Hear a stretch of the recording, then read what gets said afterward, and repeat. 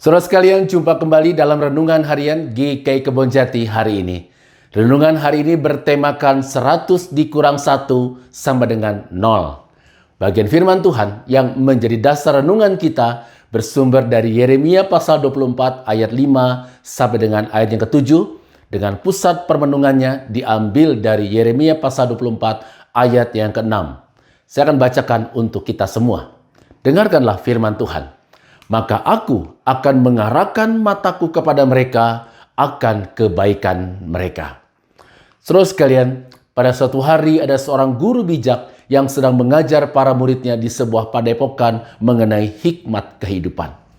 Guru bijak ini menuliskan soal matematika di sebuah papan tulis. 2 tambah 2 sama dengan 4. 4 ditambah 4 sama dengan 8. 8 ditambah 8 sama dengan 16. 9 ditambah 9 sama dengan 20. Tiba-tiba saudara sekalian, seluruh murid padepokan itu serempak berteriak menertawakan sang guru dan berkata, "Salah, salah."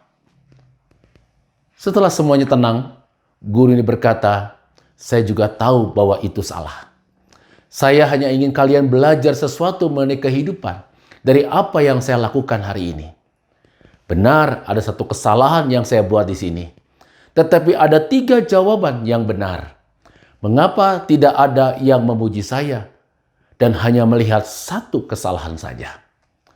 Lanjut sang guru bijak ini saudara sekalian, hal yang sama juga berlaku atas kehidupan kita.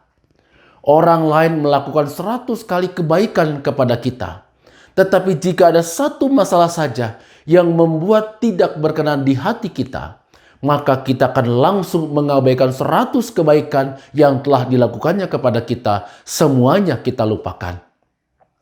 Inilah yang disebut dengan teori 100 dikurang 1 sama dengan 0.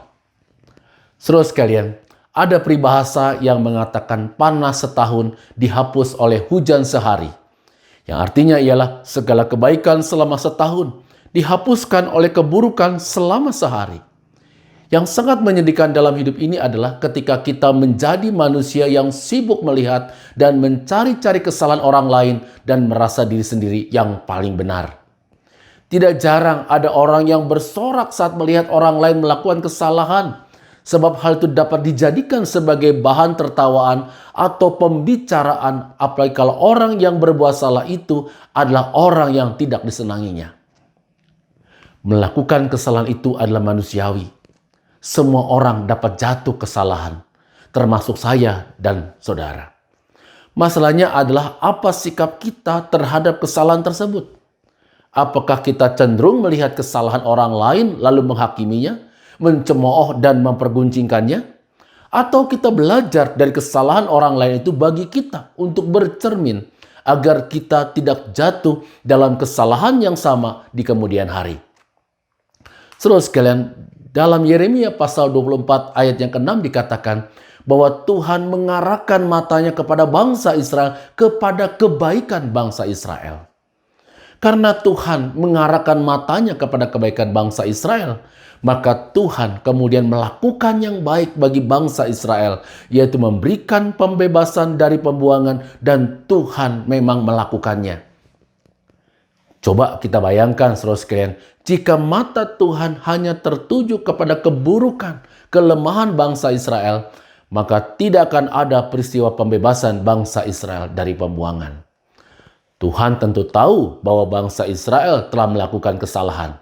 Tetapi Tuhan juga tahu bahwa bangsa Israel juga ada banyak sikap baiknya.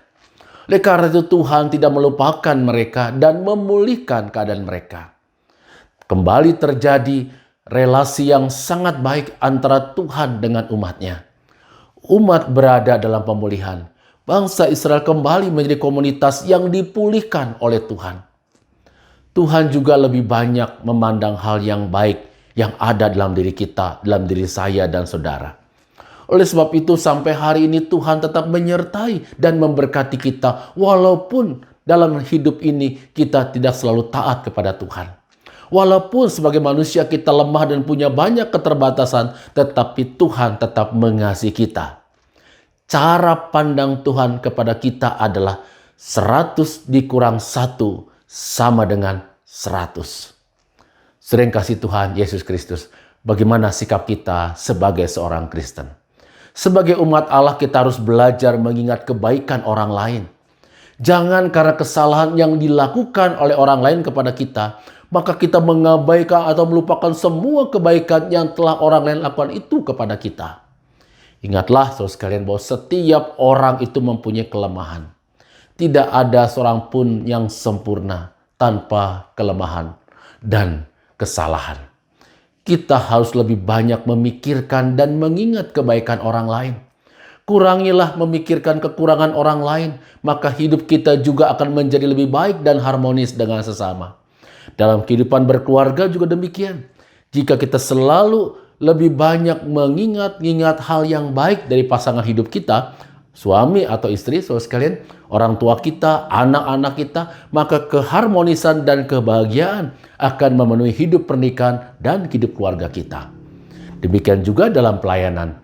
Ketika kita lebih banyak mengingat-ingat kebaikan rekan-rekan sepelayanan kita ketimbang kelemahannya, maka kita akan tetap dapat melayani dengan sukacita dan secara bersama-sama dapat menciptakan gereja kita sebagai komunitas yang saling memulihkan. Sering kasih Tuhan Yesus Kristus, jika umumnya dalam berelasi orang pakai teori 100 dikurang 1 sama dengan 0. Tetapi sebagai umat Tuhan, prinsip kita adalah 100 dikurang 1 sama dengan 100. Tuhan memberkati kita semua. Amin.